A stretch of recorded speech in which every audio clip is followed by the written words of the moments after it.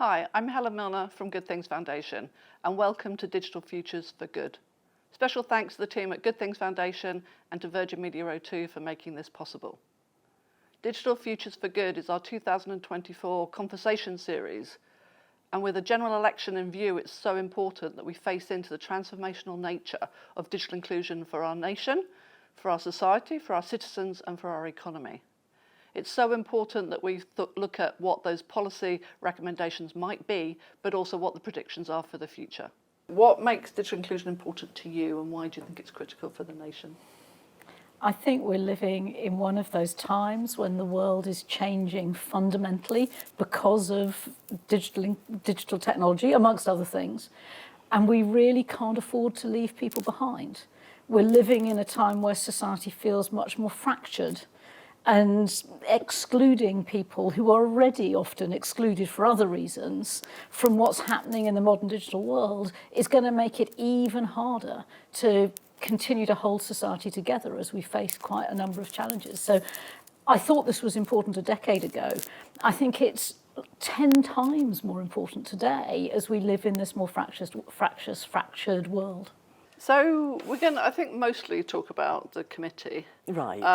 And because it was such a good inquiry. Very good, Such yes. a great report. Yeah. But thinking before that, so in the decades before the committee, was there anything from your career or from your private life that made you interested in digital exclusion?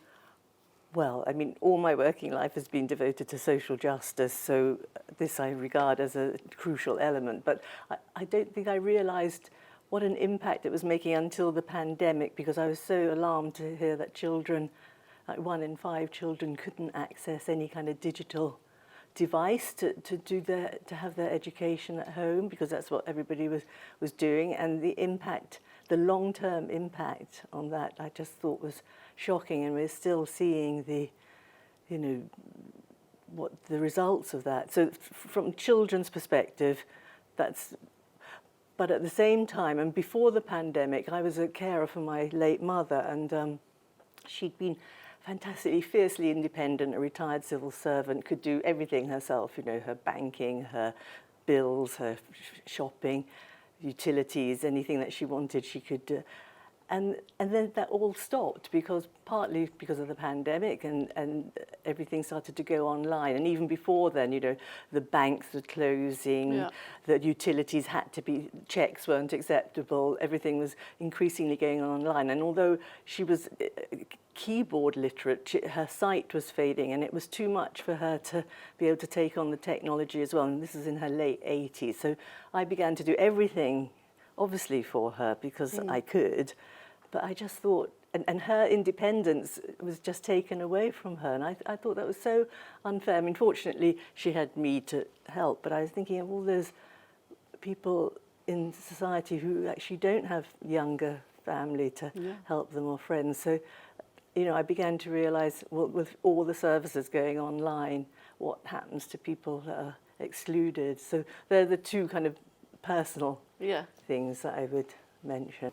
So thinking about your, decades of your private sector career or your personal life, is there any particular story, is there anything that means that digital inclusion has been important to you? So my journey to get involved in digital inclusion as a policy issue came partly through my role as the chief executive of a value for money phone and broadband business, TalkTalk. And actually, it was thanks to you, Helen.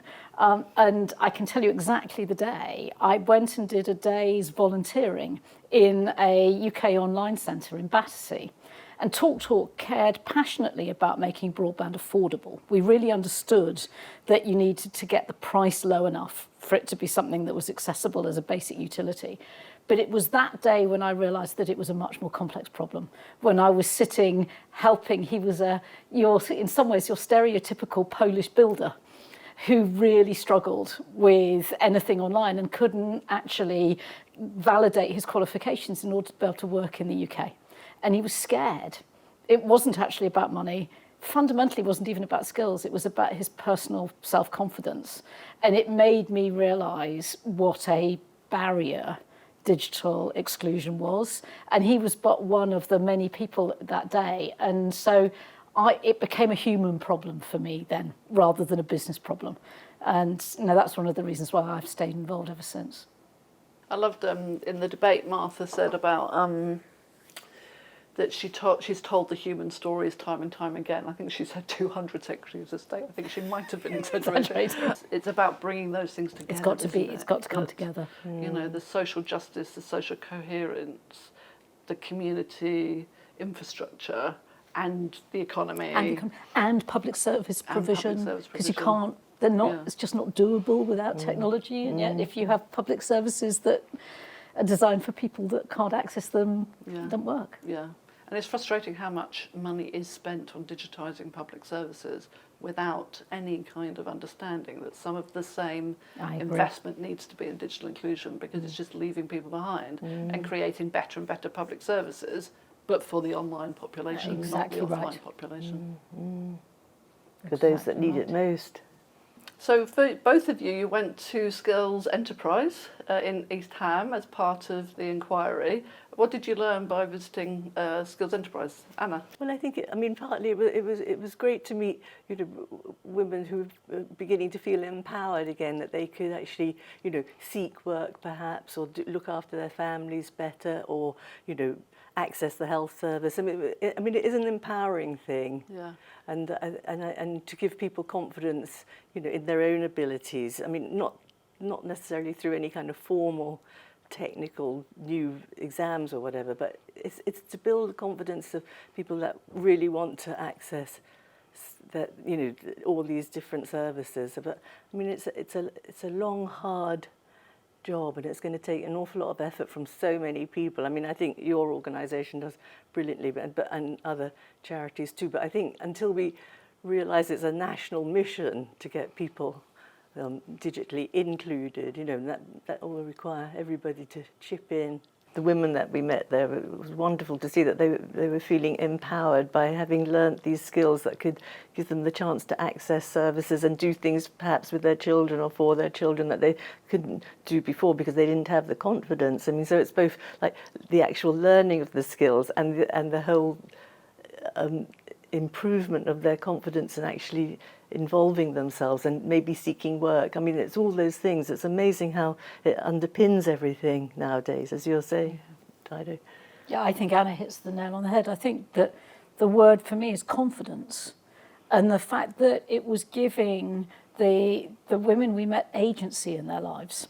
It wasn't the digital skill per se, it was that sense of confidence and ownership of their own lives, that it was a real sort of accelerator in their engagement in their community. And it reinforced for me that actually addressing digital exclusion, it's a wicked issue, because people are excluded for a multiple different set of reasons. That also was very clear in the visit, wasn't it? And so this is one element of the jigsaw puzzle, and it has to be delivered locally. I think that was the other real proper reminder that it's about local community self-help rather than sort of top-down diktat on how to do something. Yeah, I think it's great. I think it's great that you could visit the Digital Inclusion Hub and to see that for yourselves. I also love that you're both talking about empowerment and confidence, because when we actually list why it's important, we say make a GP appointment or apply for a blue badge. It's all terribly transactional, but so this is both the social justice as well as being able to be efficient and flexible and confident services, right? Exactly. In the debate on the 8th of February, Baroness said that we're in danger of creating second-class citizens. I kind of thought, well, I think we already have created second-class citizens, and I've heard you talk about a two-tier public service. So do you think that's the society we're currently living in? Yes, I think we are living in a society today where a minority of people are excluded for a variety of different reasons, and digital exclusion exacerbates that inequality. And I think we saw it very keenly during COVID. The thing about infectious diseases is they prey on the most vulnerable. They always have done, they always will do. And add in digital exclusion. If you think of how many digital tools we used to enable people to live more normal lives during COVID, and imagine being excluded from all of those. So it's a really concrete, real and present example of digital exclusion exacerbating existing inequalities.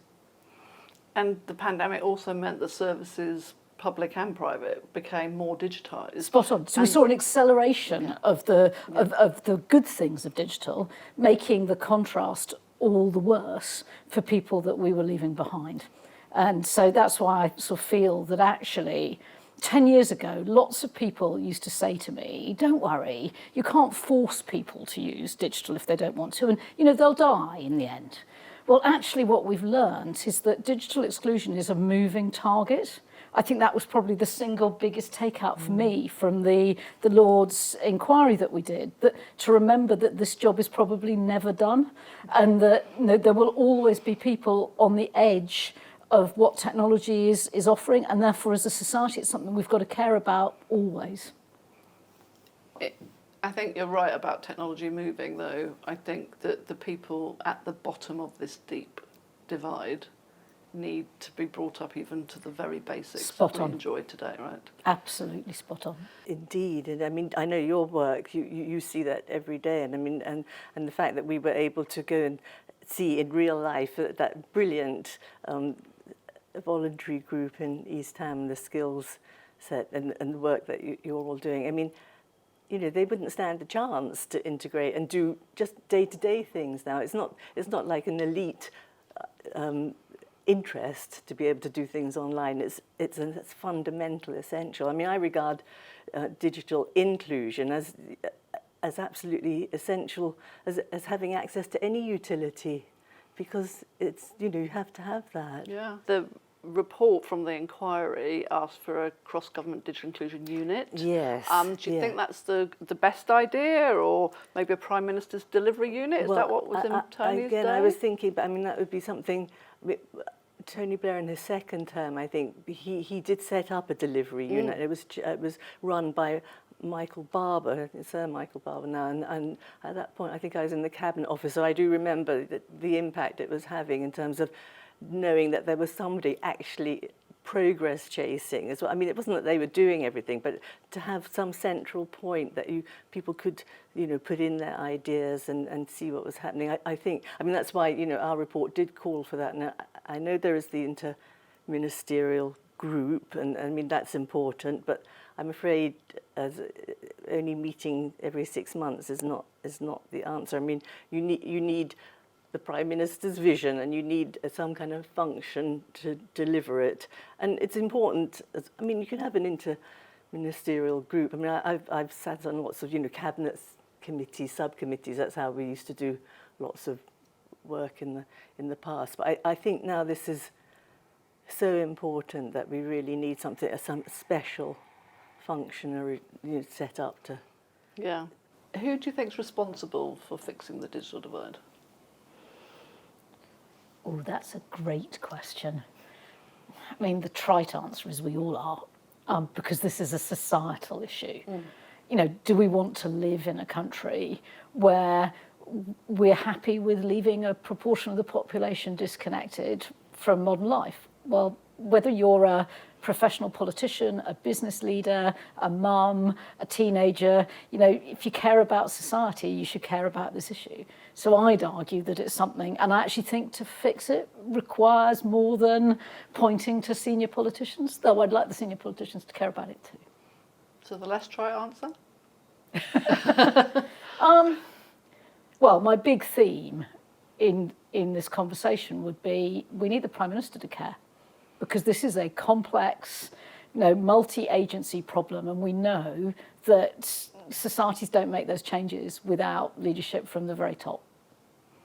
Absolutely. And who do you think is responsible for fixing the digital divide?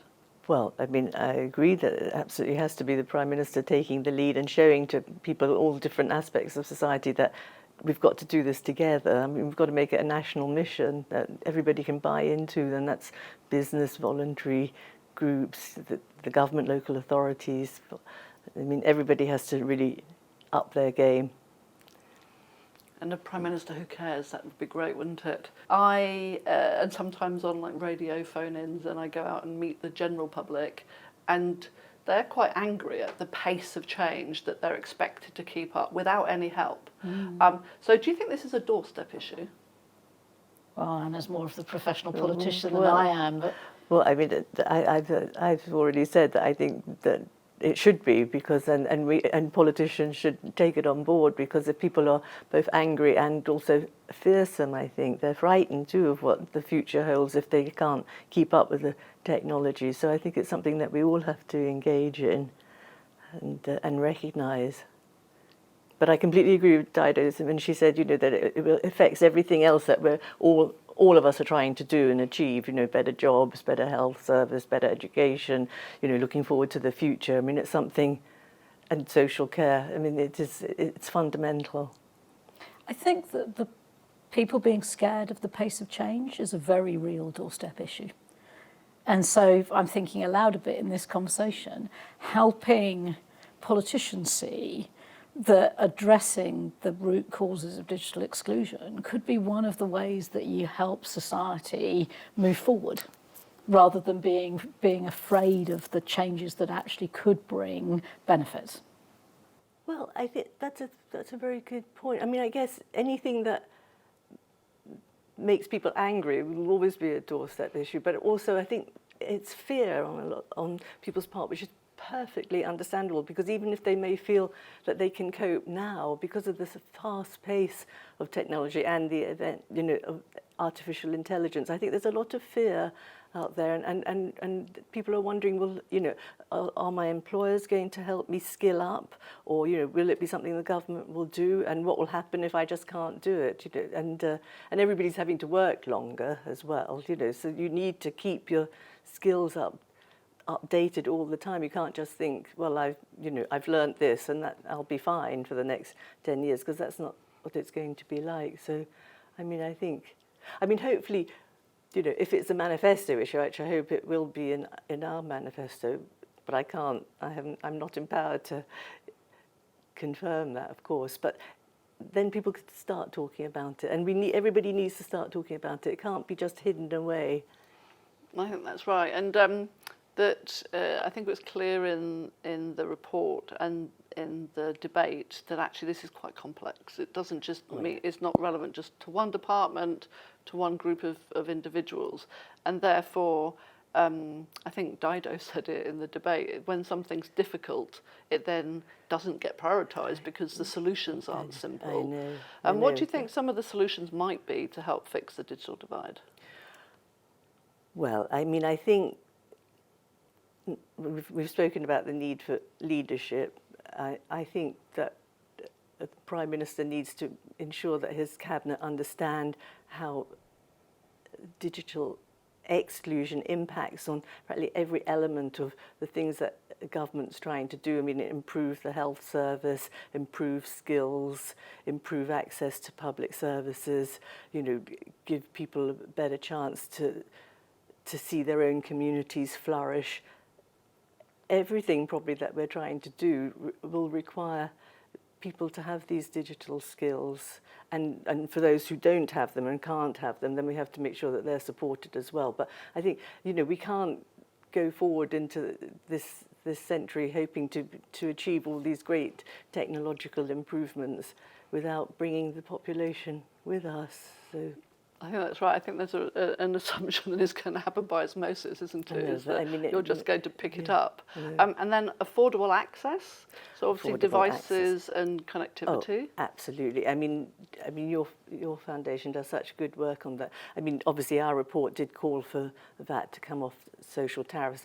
I mean, the fact that only 8%, I think now, who are eligible are accessing social tariffs. I mean, that's a disgrace, really.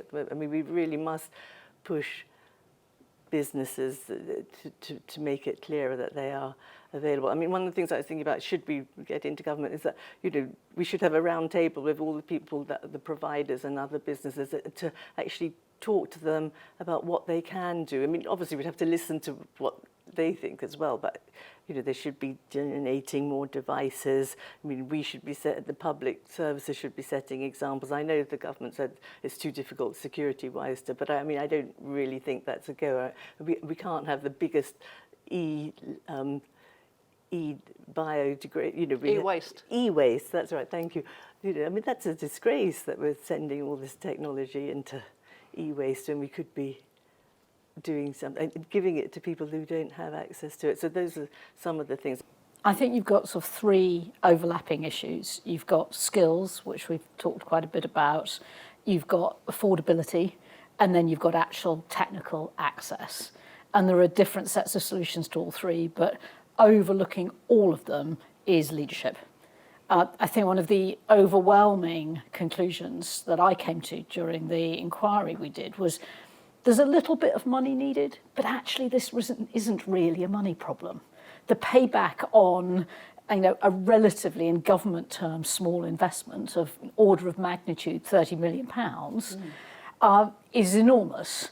The thing that's most important, the most important solution is the leadership, because it requires different parts of government, both central and local, to engage with lots of different community groups. This is sort of complex change. So for me, solutions 1 to 10 are called leadership.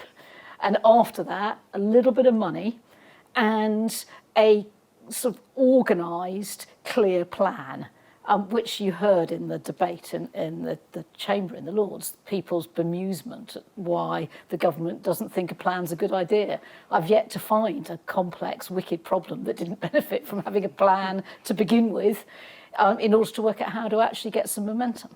And maybe one of the things we've not said is that if you look at the sort of economic challenges that the country faces, there are probably, 5 to 10 what economists would call supply side issues that we need to address, that none of which are sexy, which are what will drive greater productivity in the sort of British economy. And this is one of them. And so if you were the Prime Minister, you'd be wanting to launch half a dozen of these sorts of initiatives where you can see very clearly you can drive real benefit quite quickly, but they're nitty-gritty, roll your sleeves up, inch by inch change, rather than I'm going to build a big building over here and I'm wearing my hard hat to show you that I'm going to. And so I think one of the ways that you have to address this is think about what are the others that you put alongside it, a lot of which are skills related, that we know are some of the fundamental drivers of change in to create a more inclusive and faster growing country. I mean, we're never going to achieve this growth that everybody talks about, all parties talk about, until we have a skilled workforce that can adapt. Yeah. Yeah, absolutely. Yeah, and this is one of the most fundamental building blocks. I thought one of the most scary stats was that in 2030, digital skills will be the single biggest skills gap in our workforce unless we don't do something about it. Yeah, and in 2028, if we don't do anything about it, we'll have 6.8 million people still digitally excluded. Well, there you go. Congratulations to both of you on the report from the inquiry. It was great, and it was excellent for someone like me to be able to go out and quote. So then there was the debate in the Chamber on the 8th of February, and there were peers from right across all the parties, Conservative, Labour, Lib Dem, Greens, Crossbench and the Bishop, all passionately saying that digital inclusion is so important. They're asking, why is the government adverse to having a coherent plan? I thought that was a great question. It can no longer be ignored. Martha Lane Fox, and unacceptable not to put as a core ambition. So how can we take that energy and that knowledge from the House of Lords and actually change the behaviour of this government or a future government to make it a core ambition or to make it a priority? I don't know whether you can look at me or Anna to answer that. This is frustratingly, I said in the Lord's debate, a Cinderella issue. For me, and I think probably for all three of us, it's self-evidently obvious that the economic case is really clear, the social case is really clear, and actually there's really good evidence that the general public wants this, so that makes the political case really clear. So I'm mighty frustrated because it seems to me that for the best part of 15 years, really, governments haven't acted on this. Now, so the question is what changes? And from my perspective, I think the thing that needs to change maybe is we've got to find a way of helping people see that this unlocks the sexy, exciting stuff. That actually you can't be a science or an AI superpower if you haven't got a digitally included population. You can't have a sort of digitally enabled health system if you've got some of your most vulnerable population unable to engage digitally. No, you can't have sort of digitally enabled and enhanced education if people can't access the internet when they go home to do their homework. So I think maybe we've got to link it to the sunlit uplands as well as the obvious sort of social justice and fundamental economic issues that we think are so obvious. Absolutely. So this question to both of you. So Dido, you called it a Cinderella issue. Obviously there's a happy ending to Cinderella. Do you feel optimistic or pessimistic about the next decade for digital inclusion? Actually, I feel optimistic. The reason I feel optimistic is I actually think that human beings, when faced with really difficult problems and put under pressure, find solutions. And we're living through a time with quite a lot of overlapping difficult problems. We found a solution to the vaccine. Society is finding solutions to address climate change in a way that a decade ago seemed inconceivable. Actually, the need to resolve digital exclusion is going to get greater and greater and greater. And so maybe that's a slightly silver lining way of being optimistic. But I think society's going to have to fix this. And when we have to do something, we tend to find a way. Absolutely. Anna? I'm optimistic too, partly because I think that young people will also demand it, and they'll understand how important it is, perhaps more so than my generation, and they're going to put the pressure on us all to deliver, and I think that'll be a really good thing. Imagine we have a general election and you're elected Prime Minister.